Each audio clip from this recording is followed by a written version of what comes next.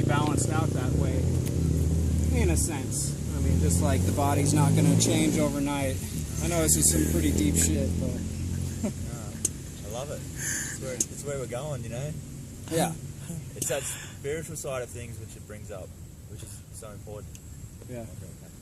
That's it, but Stan Michael was telling us about the pyramids back in the day, like, that he reckons that, you know how nothing's solid, quantum mechanics or whatever? Right.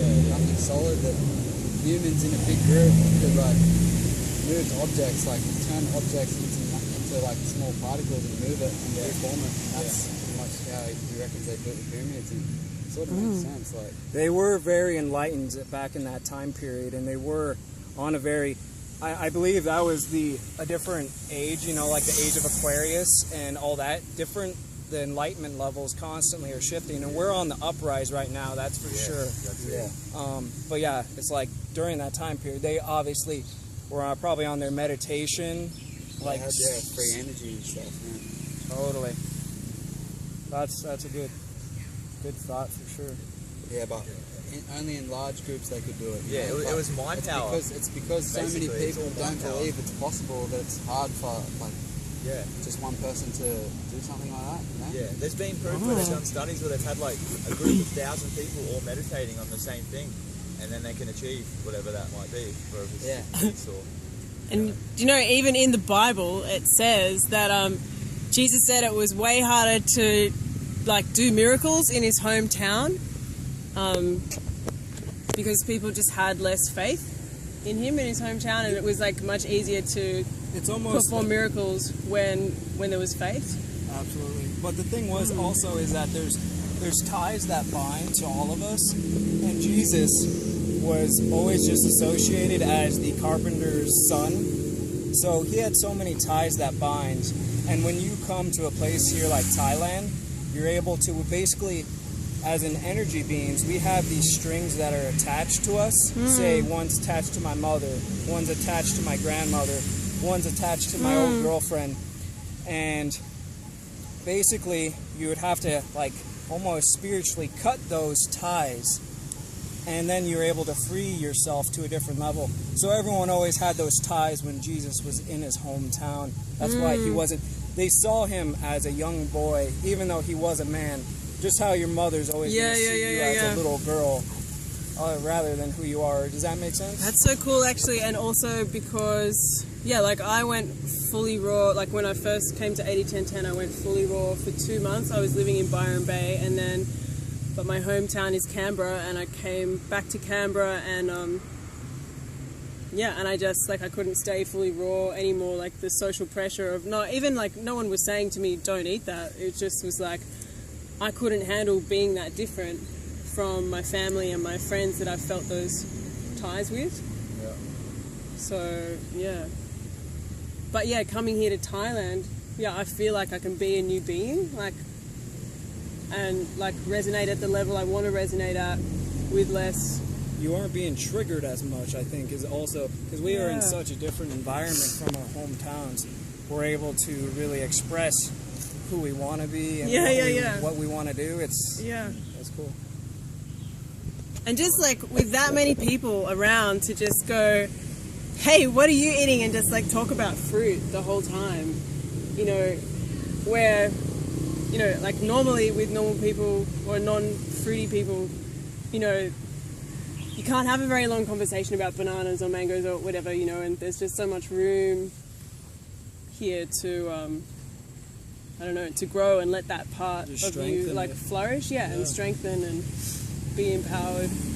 I think it really is one of the most powerful practices that we're going through every day, what we're consuming, and that's just it. It's what we're consuming is what we're becoming.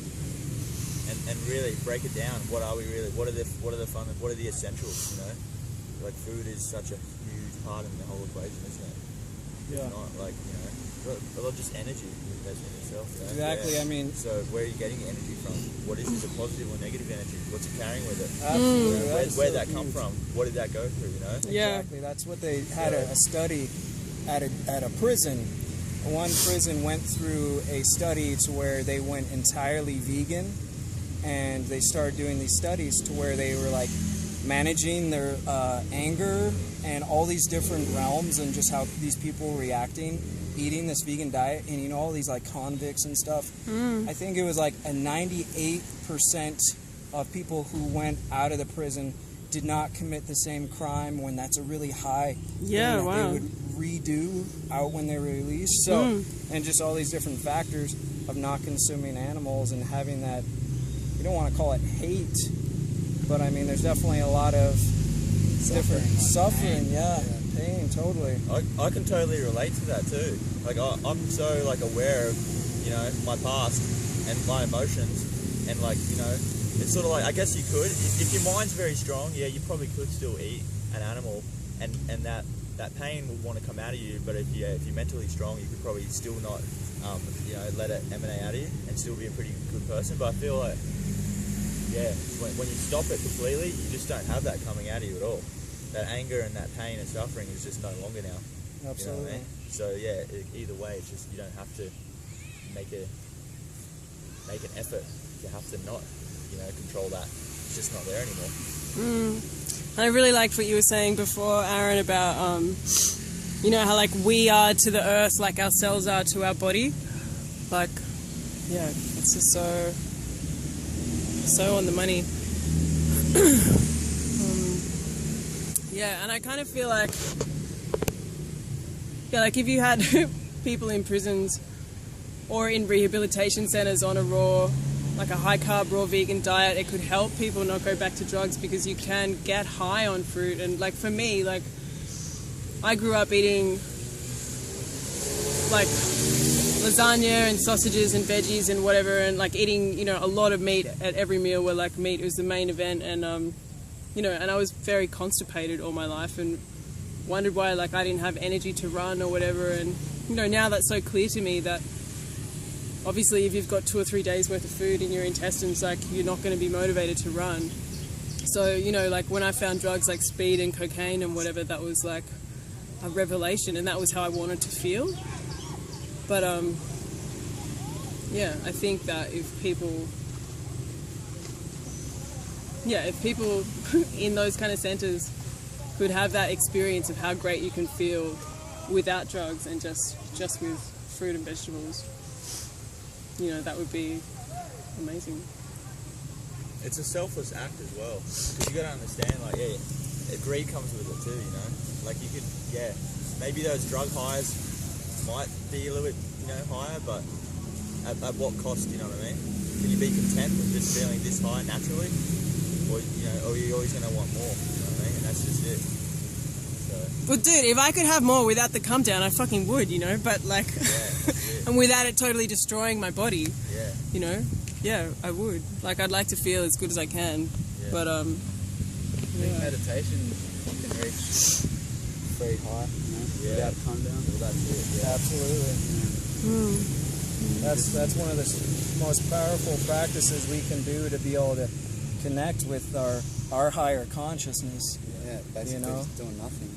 Is just, it is a self-reflection, and man, it is so powerful. Yep. Because there's no limit to how there's no bottom to meditation, you know. Bottomless pit, how high you want to be. Absolutely. And just to like think of this as this reality, it is very similar to The Matrix. You've all seen the movie? Yeah. Watch them all again. Yeah. 3 of them, isn't it? I mean, and meditation is the way, you know, how they got locked into the Matrix. In this reality, we always are tied in to this reality through emotion. And when you are able to meditate, you suck out of that, in a sense. Yeah, that's such a good way of putting it. And then when you come back to this reality, you never are the same person as before that meditation. You chemically change, even the neurons change.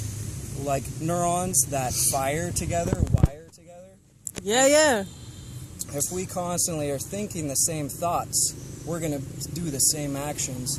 Through meditation, you're able to kind of switch that chemistry in your brain, and you're more likely, not to say that you're not going to do that action, you're just more aware of it. You're more conscious of what you're doing. Yeah.